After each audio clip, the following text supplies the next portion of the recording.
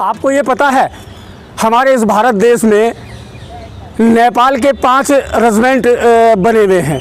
हमारा परिवार भारत ही नहीं, नेपाल जैसे पड़ोसी राज्य में भी है, उसमें भी है, देश में भी है। हमारा जनसंपर्क पूरा नहीं हुआ। आप उस 112 दिन मत कीजिए। और वहाँ से एक भी पूर्व सैनिक अभी तक, आज के टाइम पे सोशल मीडिया का ज़माना है और हमारे जो नेपाल के एक्स सर्विसमैन हैं वो काफ़ी ज़्यादा एक्टिव हैं, लेकिन उन्होंने वीडियो नहीं देखा, या उनको हो सकता है उनकी देश ने, हमारी देश की कहने की वजह से उन सैनिकों को यहाँ धरने पे आने से रोका हो। हम लोगों ने रोका, मोदी जी ने कहीं रोक दिया हो। तो हम तो वही कह रहे हैं, सरकार में है कौन जो सबसे ऊपर? भैया हम तो राष्ट्रपति से भी ऊपर मोदी जी को ही मानते।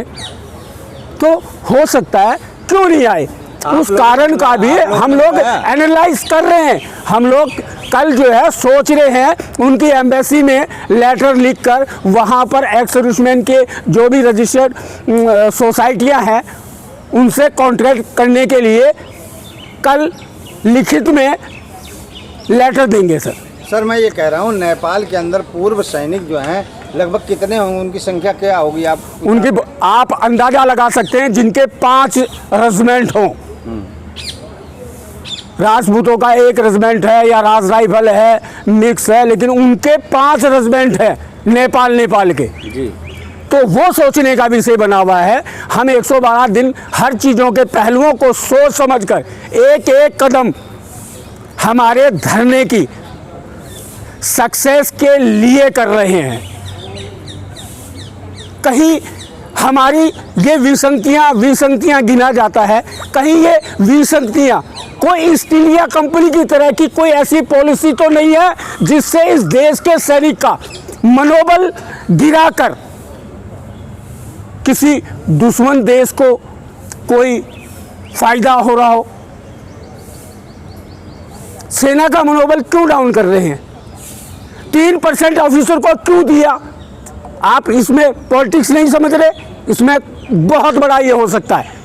इस वजह से हमने हमेशा इस देश के आम नागरिक से भी अपील की कि आप भी हमारे धरने में आए, सोचे और हमारी इस पीड़ा को हमारी पीड़ा मत समझे। ये राष्ट्र की सुरक्षा से संबंधित विषय है। ये बड़ा आरोप लगा रहे हैं आप गद्दारी का। सर आप क्या, सर कैसी आई थी ईस्ट इंडिया कंपनी? ये देश पहले भी बहकावे में आ चुका है। सैनिकों का मनोबल तोड़ने की क्या जरूरत है और किसको फायदा होगा? सर मनोबल सरकार ने तोड़ा है, कहने में आ रहा है, सुनने में आ रहा है कि हाईजैक हो चुका है आपका धरना प्रदर्शन। सरकार के जो लोग समझदार हो गए उनका मनोबल बिल्कुल अपने मन बना के बैठ गए, अब कुछ नहीं करना, सर मिलना था मिल गया। सर हमारे धरने को किसी ने हाईजैक भी नहीं किया। हमने आपको बार बार कहा कि हमारे सेना में नेपाल देश का एक बहुत बड़ी संख्या इस देश के सैनिक परिवार से आती है, उसका एक सैनिक नहीं आना यहाँ पर। आप सब समझते हैं कि आज का सोशल मीडिया का टाइम है। तो हम कल उनकी जो एम्बेसी है उससे हमारे वहाँ पर सैनिक परिवारों के कोई भी संगठन रजिस्टर्ड होगा उनसे संपर्क साधेंगे, उनसे उनके नाम और नंबर लेने के लिए एक लेटर लिखेंगे और आप मीडिया के सामने उसको सार्वजनिक भी करेंगे। अभी तक हमारा जनसंपर्क हमारे सैनिक परिवारों का पूरा नहीं हुआ है।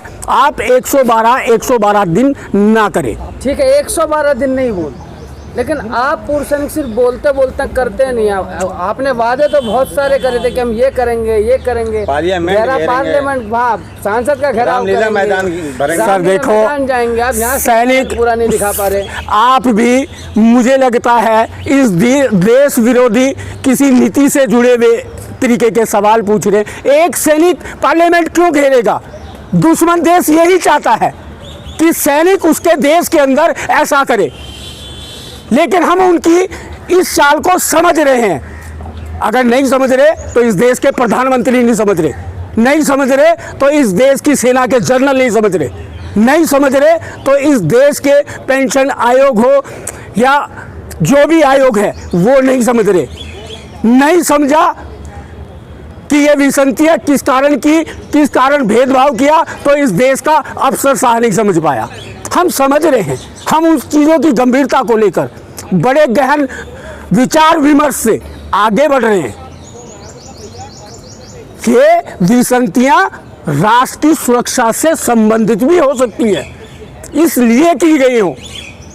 सैनिकों का मनोबल गिरे, सैनिक तितर बितर हो, सैनिकों का मनोबल गिरने से, तितर बितर होने से किसको फायदा होगा? इस देश के आम नागरिक को फायदा होगा, मोदी जी को फायदा होगा।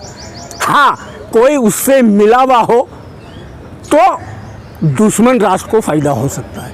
उन सारी सुरक्षा के पहलुओं को मद्देनजर रखकर एक एक कदम फूंक कर, सावधानी से हम रखकर इन चीज़ों को देश के सामने रखना चाह रहे हैं।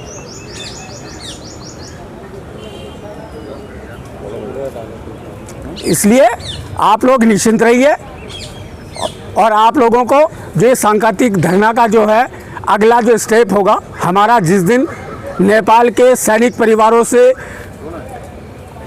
जनसंपर्क हो जाएगा और धरने पे आ जाएंगे, उसके बाद में एक अच्छा निष्कर्ष निकलेगा और जांच के विषय बनते हैं।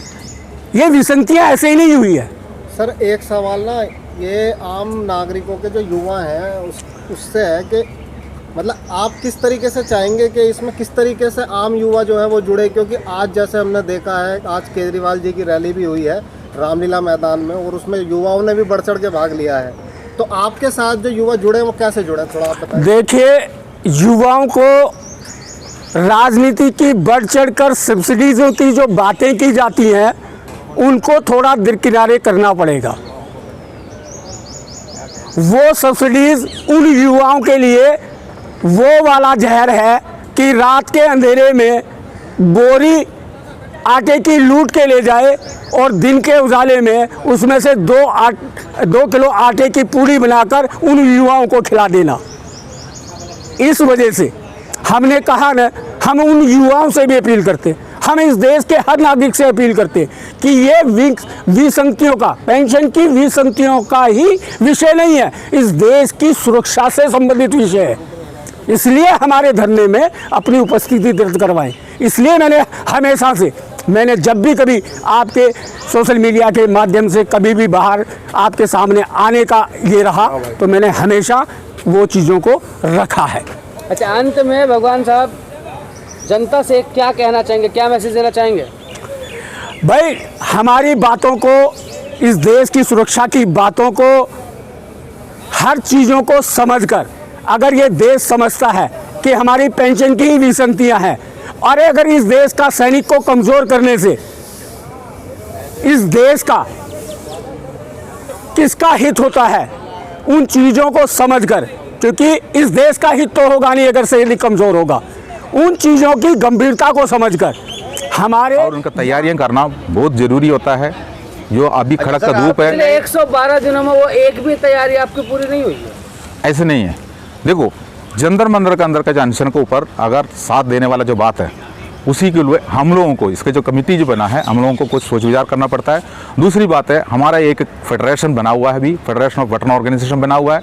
हमने यहाँ अनशन में जो शुरू में जो आए थे उस टाइम पर इसको शुरुआत किया हुआ पार्टी अलग है। अब हमारा जो संगठन बना हुआ है, अब उसका साथ में करीब 100-150 संगठनों को हाथ मिला के हमारा एक महासंगठन बना हुआ है, वही है फेडरेशन ऑफ वेटरन ऑर्गेनाइजेशन। आपकी जो ऑल इंडिया फेडरेशन जो बन के तैयार हो रही है, अगली रणनीति सरकार से लड़ने के लिए आप लोग क्या होगी?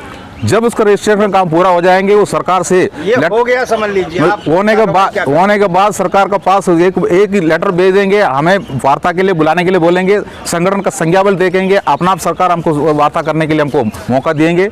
अब हमें बुलाने के लिए अभी उनके पास कोई, उनका लिस्ट में हमारा नाम नहीं है।